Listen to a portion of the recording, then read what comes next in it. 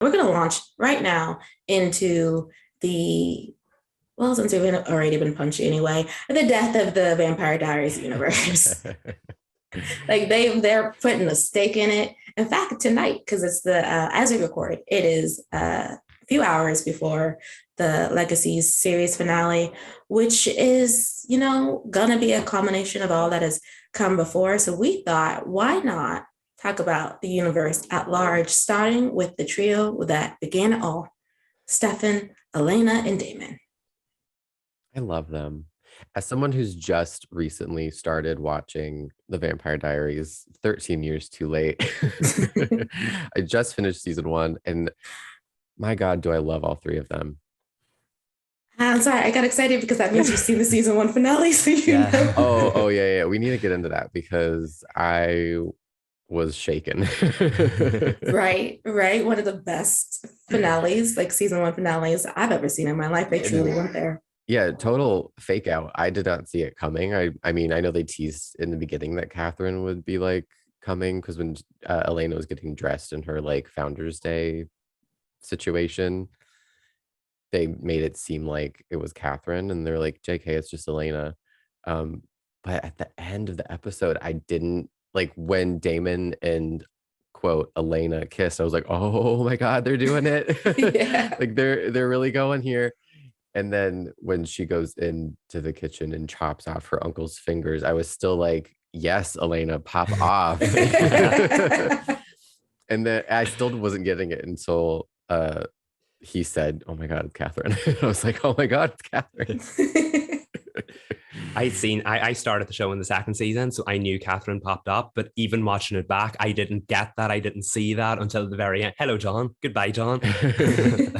Shook is definitely the right word for it. I had to go back and like rewatch Nina's performances as Catherine in the last like two scenes just to see like what she was doing that I didn't pick up on. And she made it so nuanced that I mean, I'm sure other people saw it coming a mile away, but for me, I was just like, I was in it. I was like on board with Elena going bad. No, actually, if I remember correctly, when all of that happened, because I was watching live, people did not know at first that that was the amount of shook on the internet that happened when, because everyone was like, "Oh my God, Elena is happening," and like, that is not Elena. Like, and so they I think when you get further into like the rest of the seasons, Nina Dobrev is a master class in playing multiple characters with the same face. Like, she's just amazing. I think she was still one of the best actresses I've ever seen. But if we're talking about like CW period, one of the best actors the CW ever had the privilege of having on their network. She's just outstanding in her roles, and I loved every single moment of Catherine. When you watch the season two premiere, you're gonna live. You're just truly gonna live. I'm so excited because they ended it at the exact right moment with Elena coming back in the house and just like walking towards the kitchen and just like fade to black. Amazing. Like 10 out of 10 TV. Like they don't do it like this anymore. They don't. And it's so sad that they do not. I mean, not to say that we don't have some epic television on currently, but I don't think it's been a while since I was as shook as I was when the season one finale of The Vampire Diaries aired. And it definitely had to do with the way that they surprised everybody in a good way. There was so much going on in that episode. It wasn't just like the Catherine reveal. There was like relationship stuff. Caroline's in the hospital because Tyler was wigging out because he's like triggered into becoming a werewolf or whatever's going on with him. Like there was just so many moving parts that my mind was just spinning in that whole episode.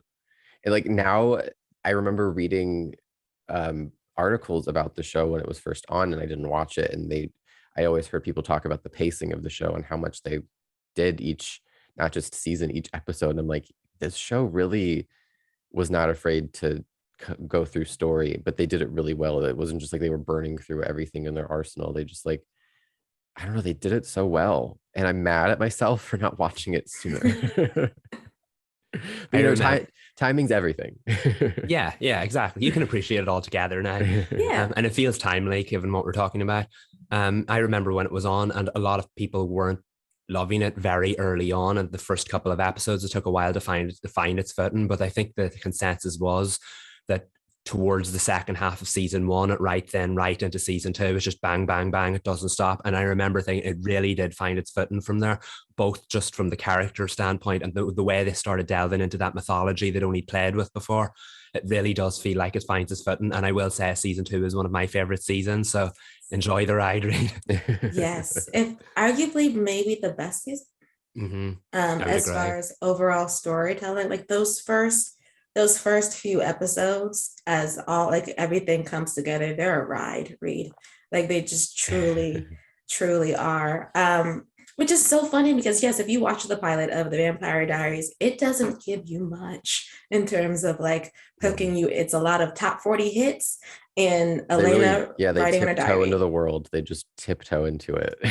Yes, and you're just like, But then once you get actually on the train, it's amazing. Even the triangle. How are you feeling? Do you have a team? Do you care, Reed, where she lands? I honestly don't really care. I'm on board. I mean, this is usually just my shipping mentality to begin with. Like, I'm on board with wherever the story goes. I may not like it, but I'm like, okay, I'll give it a shot. I can see both options. I do really like the way that Stefan loves Elena.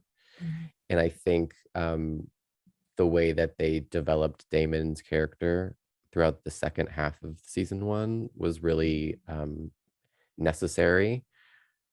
But it's still like whenever they redeem these irredeemable characters, or at least try to give them some humanity, I'm always like, but I still remember, like that doesn't change anything. But I do really love Damon, and I think I'm excited to see them together and see what chaos that brings. Because I mean, if you're not tuning into a teen drama for mess, then you're not tuning in for the right reasons. True. Retweet. Such a perfect sentence because it's very true. I think where did I land? I think I was like Team Delana, like deeply entrenched in Team Elena. Not that I didn't like Stefan and Elena. They just like as far as ship feelings go, they didn't give me that, oh my God. Like where you want to put the two of them together. But I will say in later seasons, I saw the vision, I saw the motion, I got everything the Stelenas were talking about. Especially because I think by as we got further in, Damon was starting to annoy me. And that might have to do with a lot of pining. You can only pine so much before you're like, okay, can he move on? But like as a ship, I think Delena's very compelling, especially for viewers who love seeing a bad boy redeemed and fall in love with the one girl who can change him forever. Yeah, see, that's not really, I have issues with that, but I can see it. Like, I enjoy watching it. It's intriguing. It's definitely the most intriguing of the two pairings, just because of that element of like danger and forbidden, whatever. And they do really establish Stefan and Elena as like a really safe, loving couple, which doesn't always make for the most gripping Yeah. shipping or television. Although they do have their issues, but they just really love each other, and that's can get boring for some viewers. As much as they might love the characters, sometimes it's just not enough danger, and that's what Damon gives you. Yeah, I remember when I started it, it was in the prime of obviously the Stelena years. So it was hard to see anything else but that. But because people knew the source material, because people were talking about it nonstop and they saw the chemistry, you knew that was the direction they were hinting that it could potentially go at some point. So, and I think as someone who enjoyed one version of it, they do such a great job. And we've talked about like how strong the triangle is. They do such a great job of making you see the other side, even if you don't ship the other side, and then vice versa. You jump on board and then you jump off. The show makes you feel exactly what it wants you to feel, and that to me is very, very good writing. And I know people harp on about modern day CW shows not being able to do that, but the Vampire Diaries was in a class of its own when it came to that kind of drama. It was. And that's not to say, like, we're heaping a lot of praise on it because it deserves a lot of praise. But shows do fall off, and that's usually when they are on for a really long time. So Mhm. I just find like the way that they freshen it up is they like expand it into a franchise, or they bring back a character who was a fan favorite. My favorite was Lexi.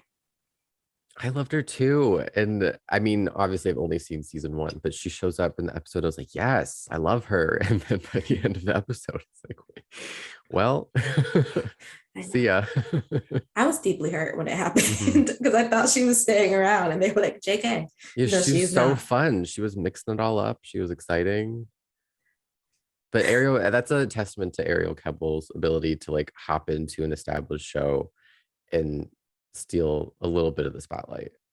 She stole it all, in my opinion. Just We love jack the that. show. I know I didn't want to give her too much credit just in case anybody was like, what about Nina? And I'm like, I haven't forgotten about Nina. But we just spent like 5 minutes praising Nina. We can show a little This for is true. This Ariel. is true. This is true.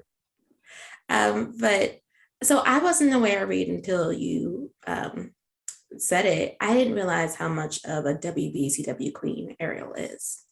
Yeah, it all began on Gilmore Girls. She played Dean's wife, which was a very interesting turn of events for Rory. She was Mm. Lindsay, Dean's wife, and if you're a Gilmore Girls fan, you know how that ends. Not well for anybody, really.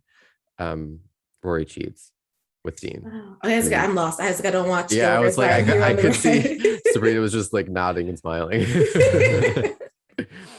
And then Ariel was in Grounded for Life, which is probably like a really cult show. It started out on Fox and then the WB saved it for like the last 2 or 3.5 seasons. I don't remember her in it because I haven't watched that show in about 20 years. Of course, she was in TVD and then she was in Life Unexpected. I forget exactly who her character was related to. I believe she was somebody's sister. But she was a regular in season 2. And in fact, she was in an episode that crossed over with One Tree Hill. So she can add that to her bingo card because she acted with Haley James Scott. And then she was in my personal favorite, 90210, in the final 2 seasons as Vanessa, who I believe she was stalking Liam and like pretended to be his girlfriend. It was a whole mess. And then she ends up shooting Annie. Wait, that whole sentence was a ride. Yeah, Took a few well, turns, didn't yeah, that's Yes. 90210 for you. it? There is a scene where she falls off a balcony and Liam thinks she's dead and like gone. And then she just like comes back in season 5. I think, yeah, later in season 5, she comes back. That was the premiere. She like falls off a balcony and he looks down and she's dead. I love soap operas. I just So truly do. it's so good.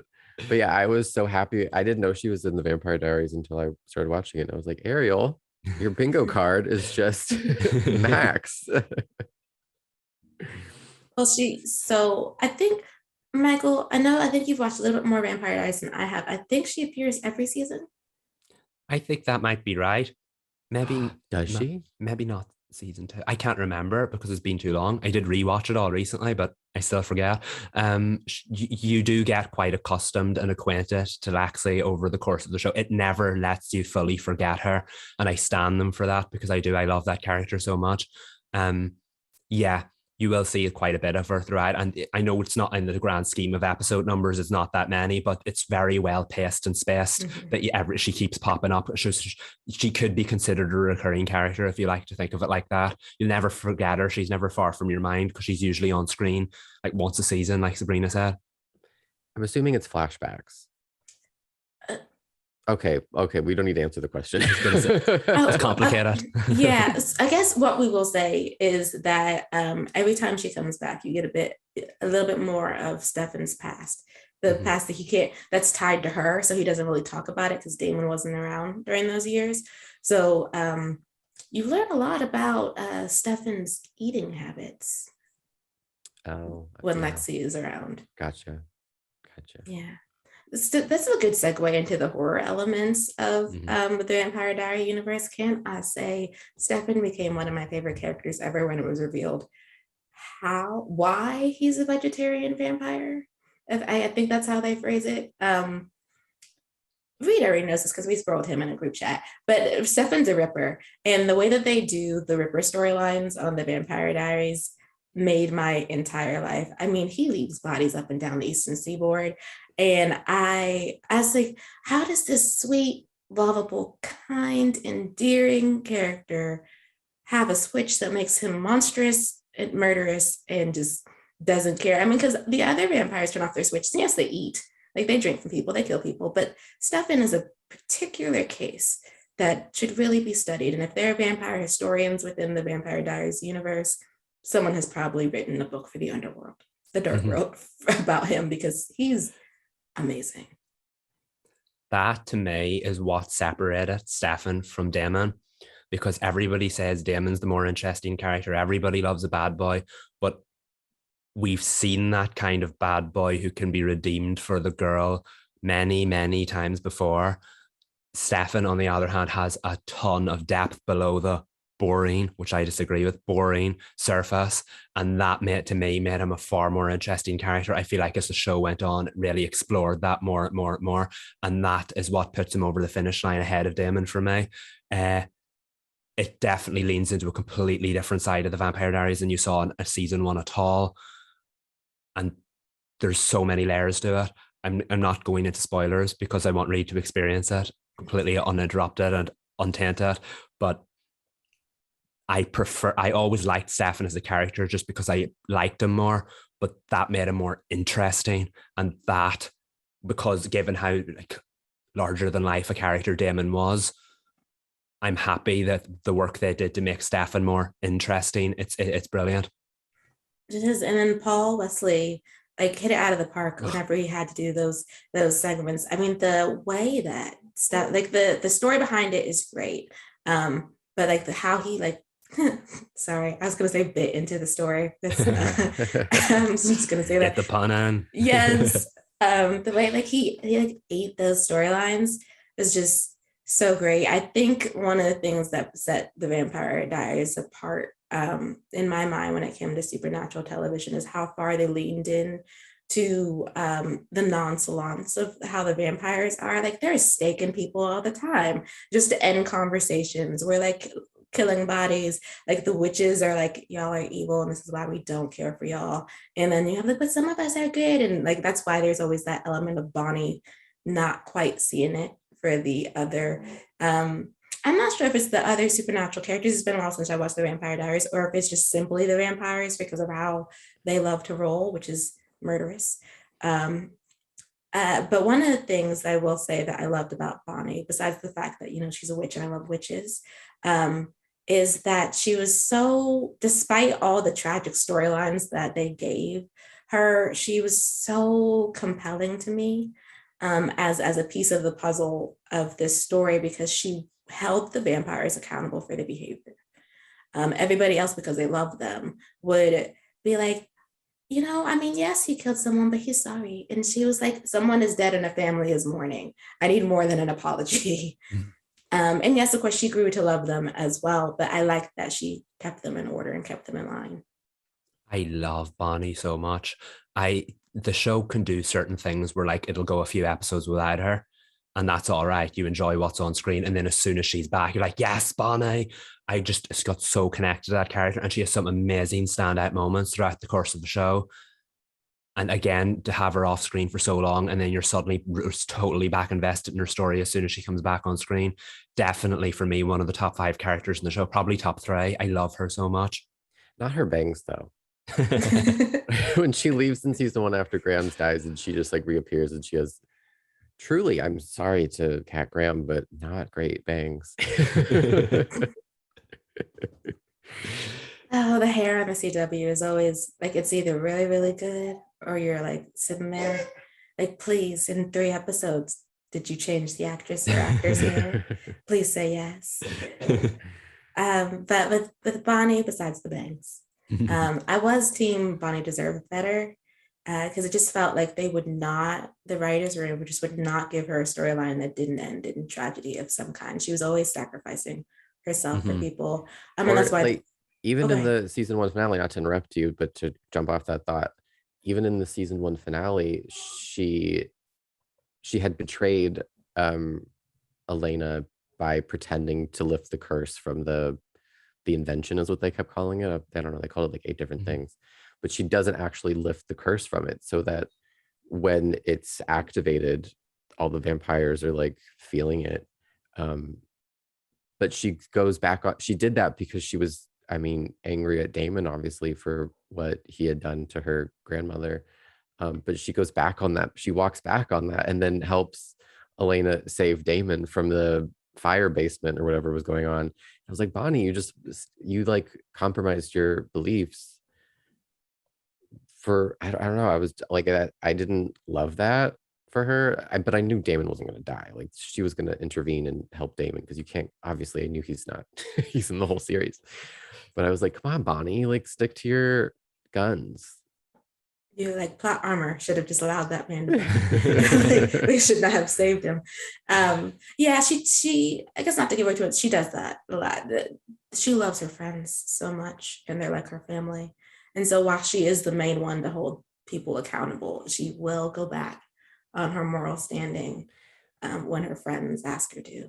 And it seems like kind of a bummer, because it seems behind the scenes they're using that character to intervene in the plot and help the plot. So like, while she does like support her friends, it's kind of like you could see the wheels turning behind the scenes where they're like, we need someone to fix this and we'll use Bonnie. But that's just my reading after 22 episodes. So you're not alone. Like, what you're saying right now is a complaint people had when it was on. And it is, unfortunately, this is something that I'm just going to go ahead and spoil you right now for, so you don't get aggravated as you continue watching. It's something that's going to continue to happen. Well, there we go. Like, Bonnie does deserve better. Yes, yes, she does. But she is well beloved by those who've watched the Vampire Diaries. So while the plot to the right, and sometimes the writers, because it's their plot, didn't serve her well, Kat Graham truly gave us amazing performances on this show. Undoubtedly. I love her so much. I don't remember what happens to Bonnie at the end of the Vampire Diaries.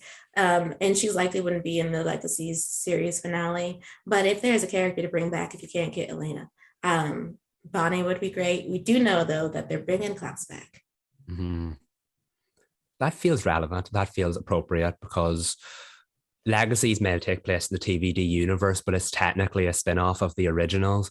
So it makes sense if we're going to wrap it up. It's funny that a show that started as like this romance drama between 3 people has ended up it's under that mythology umbrella all around the originals. The originals basically feels like the start and the end of this universe.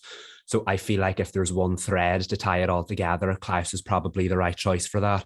Even though the Vampire Diaries will always remain the most popular of the 3, the originals and Klaus feels like the right thread to end the story for now, but it feels like the right one to end it, because Hope's an original relation, if that makes sense. Yeah, that's his daughter, right? Yeah. Okay. And that's like probably the extent of our Legacies knowledge.